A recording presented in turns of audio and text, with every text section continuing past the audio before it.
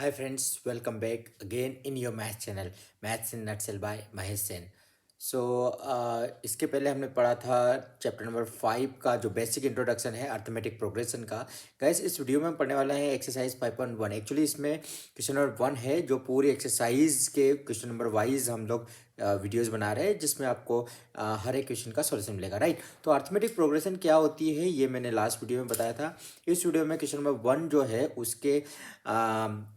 उसके बारे में बताने वाला हूँ। तो इसने बोला है कि the which of the following make the numbers and which of the following having the arithmetic progression and why. Okay, तो फर्स्ट पार्ट ये है the taxi fare after each kilometre. Okay, एक कंडीशन दी है हमें कि एक टैक्सी फेयर है after each kilometre when the fare of ₹15 for the first kilometre. ठीक है, तो फर्स्ट किलोमीटर के लिए हमें ₹15 देना पड़ रही है, ₹8 फॉर ईच एडिशनल किलोमीटर। अब ये कंडीशन दे दी है ना, इससे हमें इक्वेशन नहीं बनाना, हमने बना चुके इस टाइप के क्वेश्चंस के क्वाड्रेटिक इक्वेशन में। लेकिन अभी आपको क्या करना है कि इससे एक सिचुएशन बनेगी, इस सिचुएशन से हमें द नंबर्स मिलेंगे और वो नंबर्स आपको बताना है कि अर्थमेटिक प्रोग्रेशन बनाते हैं या नहीं है। तो हमें फर्स्ट किलोमीटर के लिए जो फेयर देना है वो ₹15 है। ठीक है, this is the first condition.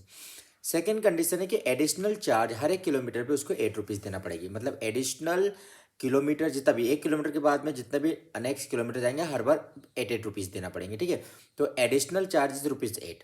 अब आपको समझ में आ रहा होगा कि जैसे मैंने फर्स्ट किलोमीटर है मैंने ₹15 दे दिए, सेकेंड किलोमीटर के लिए मुझे कितना देना पड़ेंगे? 15 + 8। Are you getting it? तो सेकेंड किलोमीटर के लिए मुझे 15 + ₹8 देना पड़ेंगे और दैट इज 23। सो मुझे सेकेंड किलोमीटर यदि मैं 2 किलोमीटर जाऊंगा तो मुझे ₹23 देना पड़ेंगे, राइट। फर्स्ट किलोमीटर के लिए ₹15 ये हो गया, ₹8 प्लस करूंगा इसमें 15 + 8 इज 23, राइट। सो मुझे टोटल ₹23 देना पड़ेंगे। ठीक है, सेकेंड किलोमीटर के लिए। यदि मैं ऐसे ही चलूँ थर्ड किलोमीटर के लिए तो मैं थर्ड किलोमीटर के अब जो ₹23 थे उसमें वापस ₹8 प्लस कर दूंगा।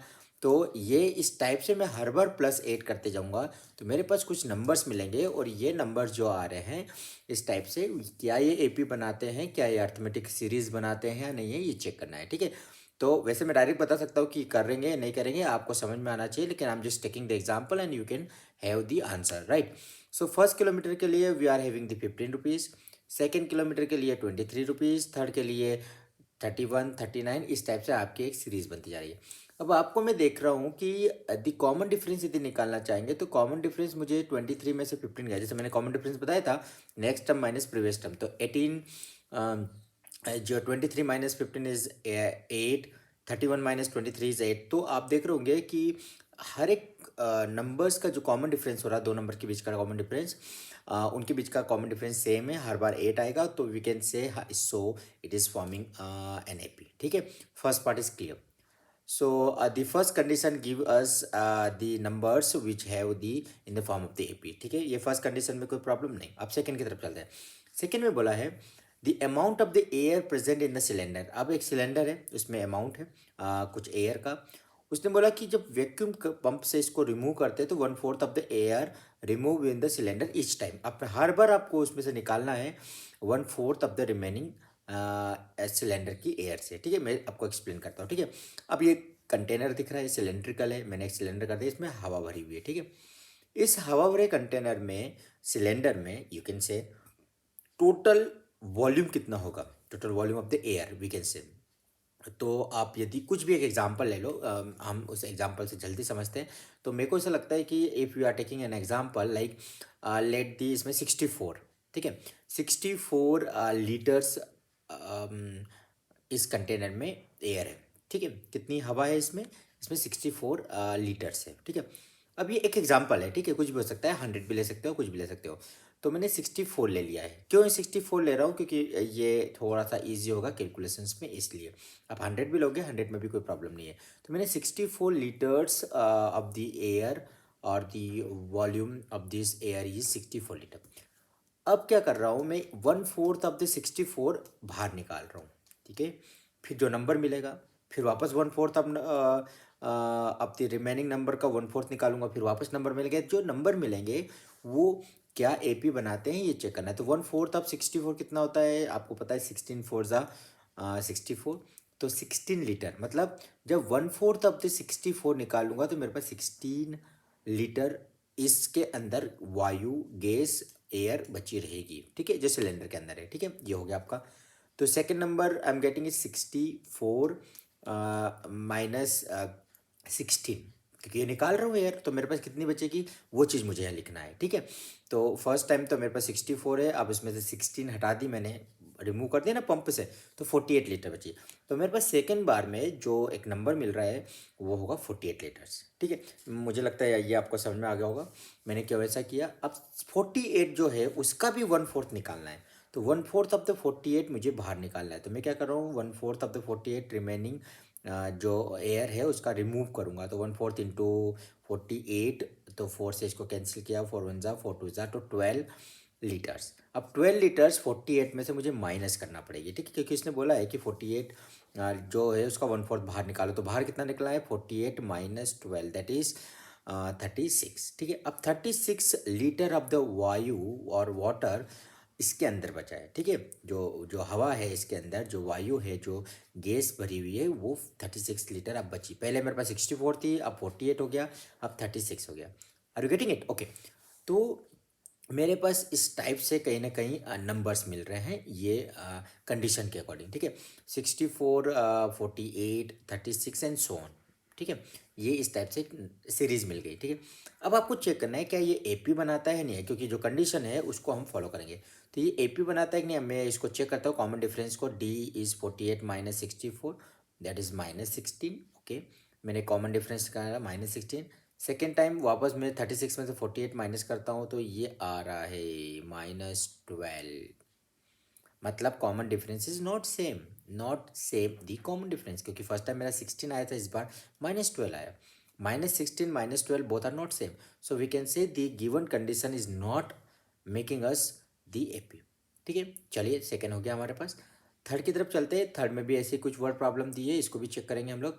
The cost of the digging a well, ठीक है, हम एक कुआं, जो एक वेल होता है उसको डिग कर रहे हैं। तो every metre of the digging is ₹150 for the first metre, ठीक है। 150 150 मीटर यदि आप रुपीज़ देना पड़ेंगे आपको, यदि 1 मीटर किया उसने तो। एंड देन उसके बाद वापस आप 1 मीटर और करोगे, तो rises by the 50 for each subsequent distance, subsequent metres, subsequent distance. याद है उस टाइप के कम सम किया था। The cost of the first kilometer, first meter, sorry, the cost of the first meter digging this well is 150 rupees। ये condition given है। अब हमें सेकेंड मीटर के लिए यदि कॉस्ट देना है, कितने रुपीस हमें सेकेंड मीटर के देना है, तो गाइज आप क्या करोगे, बिल्कुल इजी है। 150 में 50 जो है, क्योंकि हर बार आपको 50 50 50 50 आपको प्लस करते जाना है इसमें। तो कॉस्ट ऑफ दिस सेकेंड, ठीक है, और you can say cost of the subsequent metres, ठीक है। पहले हम ये लिख सकते हैं, तो cost of the subsequent metre is ₹50। So जो सेकेंड किलोमीटर होगा, सेकेंड मीटर होगा, वो इसमें 50 आप प्लस कर लोगे, ठीक है, क्योंकि 50 रुपीज़ और देना पड़ेगी। मतलब जैसे मैं आपको सेकेंड 2 मीटर्स के लिए डिग करवा रहा हूँ, तो आपको सिर्फ 200 रुपीज़ देना पड़ेंगे। कैसे? क्योंकि वन वन के लिए 150 और सेकेंड के लिए 150 प्लस 50, दैट इज 200। ये आपने 200 रुपीज़ दिए सेकेंड मीटर के लिए। थर्ड मीटर के लिए आप 200 में वापस 50 प्लस कर दें, क्योंकि हर बार सब्सिक्वेंट बोला ना, सब्सिक्वेंट मीटर के लिए आपको 50 रुपीज़ देना पड़ रहा है। तो every time you are adding 50 rupees. So fourth time आपको आएगा 250 प्लस 50, दैट इज 300, ठीक है। You can see on the screen that कि हमारे पास एक क्या आ रही है, एक नंबर्स की सीरीज बन रही है। जैसे 150 first time, 200, 250, 300, 350, like this, okay. इस टाइप से हमारे पास एक नंबर बन रहा है। इस नंबर से, इस सीरीज से हमें चेक करना है क्या ये एपी बना रहा है नहीं बना रहा है। ये बहुत सिंपल है, हम इसको ऐसे चेक करते हैं कि 200 माइनस 150 इज 50, 250 माइनस 200 इज 50। मतलब हम कॉमन डिफरेंस निकाल के चेक करते हैं हमेशा कि एपी है या नहीं है, it is forming an AP और नॉट, ओके। तो मुझे समझ में आ रहा है कि मैंने 2 बार चेक किया, दोनों बार में मुझे कॉमन डिफरेंस सेम आया, 50 50 आया। तो we can say this subsequent metres is adding that rupees is 50, so common difference will be same, so we can say this is forming an AP, ठीक है। तो थर्ड कंडीशन हमें AP दे रही, first भी हमें एपी दे रही थी, सेकंड नहीं दे रही थी। थर्ड के बाद में आप लास्ट पार्ट है इस क्वेश्चन नंबर 1 का, हम उसको देखते हैं, ठीक है।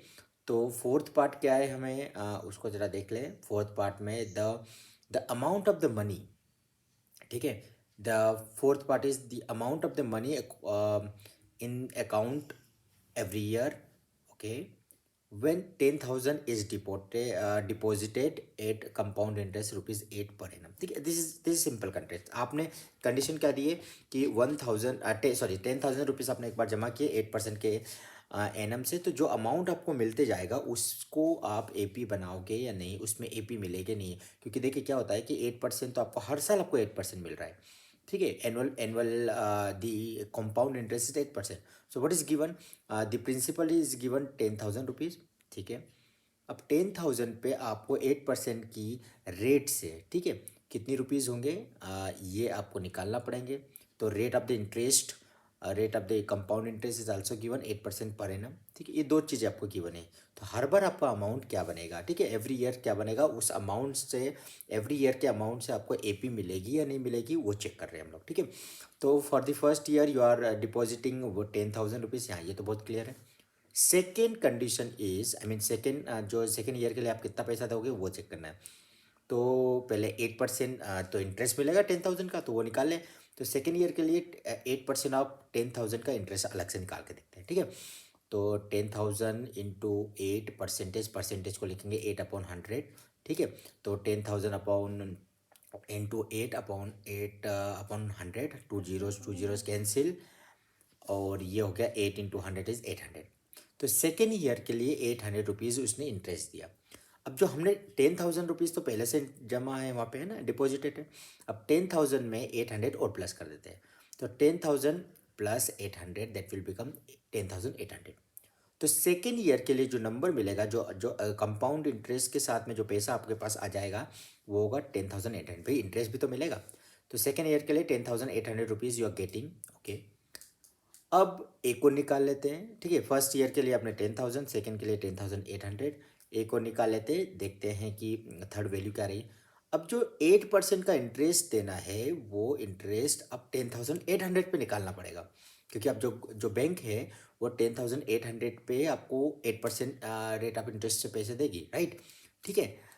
10,000 पे नहीं देगी क्योंकि कंपाउंड इंटरेस्ट है। तो 10,800 इंटू 8/100, अब यहाँ 2 2 0 कैंसिल, 108 इंटू 8 विल बिकम, यहाँ पर इन दोनों 108 इंटू 8 का मल्टीप्लाई होगा, दैट विल बी 8 8 64, 4 या 6 कैरी, 8 0 तो 6 8 8 1 8, ओके। 864 आपको मिलेंगे। देखो फर्स्ट ईयर में आपको 800 रुपये मिल रहे थे इंटरेस्ट में, अब आपको 864 ज़्यादा मिल रहे। क्यों? क्योंकि आपका अमाउंट कंपाउंड इंटरेस्ट उस पर मिलता है जो अमाउंट होता है। तो ये 10,800 को आप 8,464 से और प्लस करेंगे 11,664। आपको समझ में आ रहा होगा कि जो थर्ड ईयर है उसमें आपका अमाउंट जो होगा 10,000 से बन के वो हो जाएगा 11,664। यदि हम तीनों नंबर्स देखते हैं 10,000, 10,800, 11,664, इस टाइप से आपको नंबर्स की एक एपी मिल रही है, ठीक है। Every year you are doing like this, है ना, हर बार आपको 800 रुपीज़, सॉरी 8% का इंटरेस्ट मिलता जा रहा है। तो इन सभी नंबर्स से आप चेक करेंगे कि क्या ये एपी बना रहे हैं नहीं बना रहे, ठीक है। are these numbers are making an AP or not? Let's find out the common difference. तो 10,800 से 10,000 गया तो 800 बचा अपने पास। 11,664 से 10,800 गया। बेसिकली ये जो कॉमन डिफरेंस प्लस किया था ना, यही कॉमन डिफरेंस आपका ये एक बार 800 मिल रहा है, एक बार 884 मिल रहा है, ठीक है, 64 मिल रहा है, इस टाइप से। तो this numbers are not same, you can say. क्यों नहीं सेम है? क्योंकि कॉमन डिफरेंस सेम होता है तभी आपकी एपी बनती है, ठीक है। तो मैंने आपको पूरे चारों एग्जांपल से समझाने की कोशिश की है कि these are not making an AP. So please remember कि एपी बनाने के लिए कॉमन डिफरेंस सेम होना चाहिए, ठीक है। Thank you, I think you got the point, and thank you so much for watching the video. We are coming in the next video for the question number 2। Thank you सब, bye bye.